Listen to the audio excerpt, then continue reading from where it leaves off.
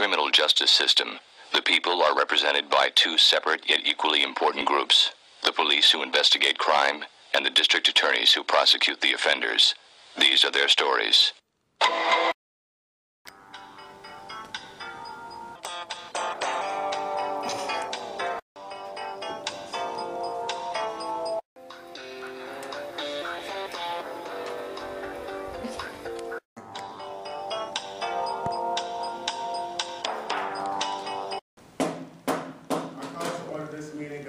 State University Student Government Association disciplinary hearing to correct misconduct.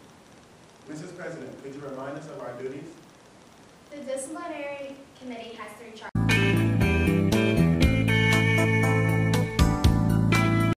In accordance with this responsibility, disciplinary sanctions shall be applied only after due process, fairness, and reasonableness have been met. The aim of any disciplinary action is to redirect student behavior toward the achievement of their academic goals.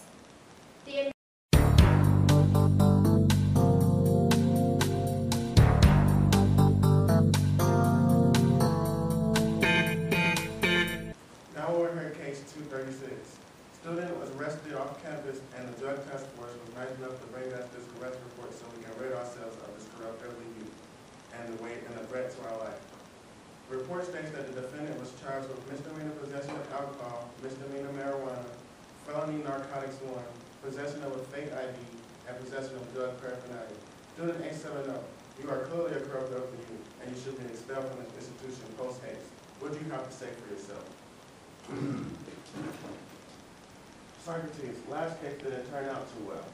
Mr. Socrates, how is your testimony valuable in this matter? You say you seek justice. Well, what is justice? How would you define it? Justice is what we're doing. Punishing this deviant, removing this student from the midst will serve the greater good and guarantee our student gets the best possible education. That is an example of how you implement what you consider to be justice, but it is not a definition of justice. Is there a defined set of rules that correspond to your ideals and guide your actions as pertaining to said justice? Oh. This code must be extensive to contain the essence of justice. These rules, as written, must be infallible as it pertains to justice. I would like to discuss some of these rules. Perhaps I could cite a theoretical scenario. You can explain the concepts of justice that have been violated via your code of conduct.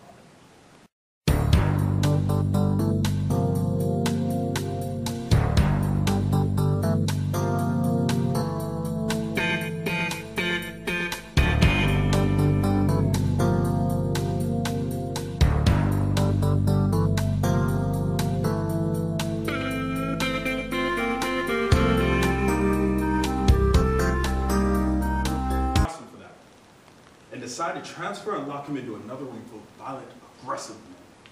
And during transport, tell him, "Boy, you're gonna get some booty snatched tonight." They extort money from him, and he finally escapes. Ignoring his embarrassment as to the weekend's events, he returns to school Monday and discovers that the fraternity has brought a case against him based on falsified records. He is expelled and the fraternity goes free. Does this violate your sense of justice? Would you not punish the fraternity? Yes, of course we would. The crimes perpetrated on these students are an injustice to human rights. Madam President, could you cite specific examples of your code of conduct that we could use to administer justice? Yes, of course. Disorderly conduct.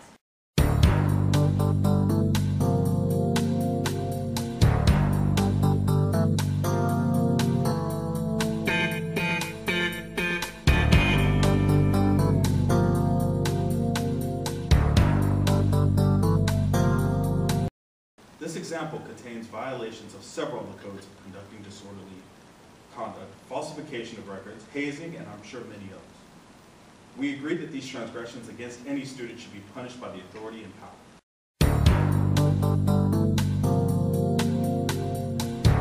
Of our code. We are in agreement yet again on the concept of justice. However, we have again failed to define it. It is possible that we could define justice through the actions of the wielders of justice. Perhaps we could confer with these administrators of justice, who hold such high virtues. Who are these all-knowing dispensers of virtuous justice? Definition 3. The arresting officers are on the front lines of the battle of justice and should be commended for their varied efforts in exposing such threats to our students. Definition 3. Of course, these arresting officers have had several courses on justice and the idea of fairness and would never violate these codes that they uphold. So, we are in agreement that these men are virtuous and uphold justice. Of course, they are a pinnacle of virtuous justice.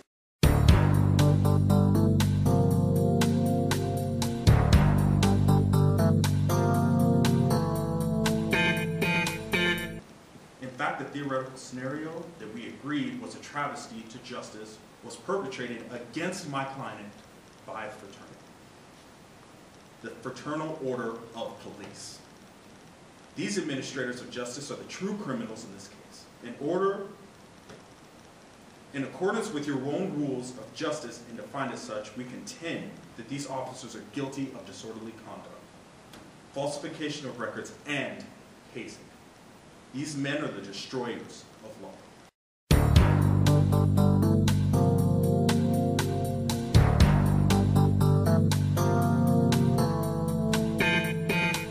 As to the charges facing my client, the only thing that my client is guilty of is being in possession of a marijuana pipe.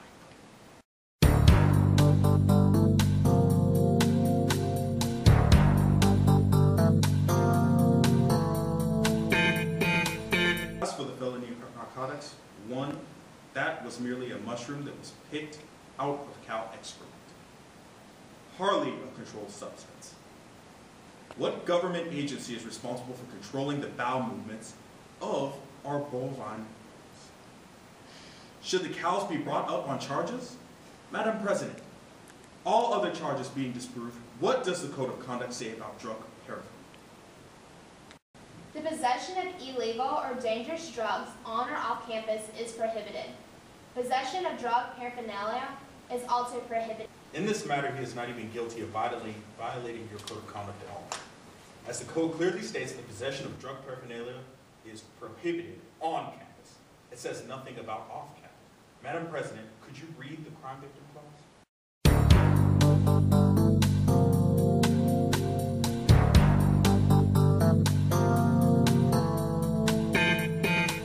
Based on the agreements presented, I move that my client be reinstated as a student of the university until the higher courts can decide what he is guilty of and what crimes were perpetrated against him. As clearly stated at the beginning of this process, disciplinary sanctions shall be applied only after due process. Fairness and reasonableness have been met. Student 870, justice is in the eyes of the majority. There are more of us who perceive you as guilty as not. Therefore, we must punish you in some fashion. Who will you have your punishment be? I propose that for my mental discomfort and harassment, that I should receive free meals from the Palms for life. Preposterous. How about I pay a fine for $25? That is less than our average ticket. How about a fine equal to 1 semester of tuition?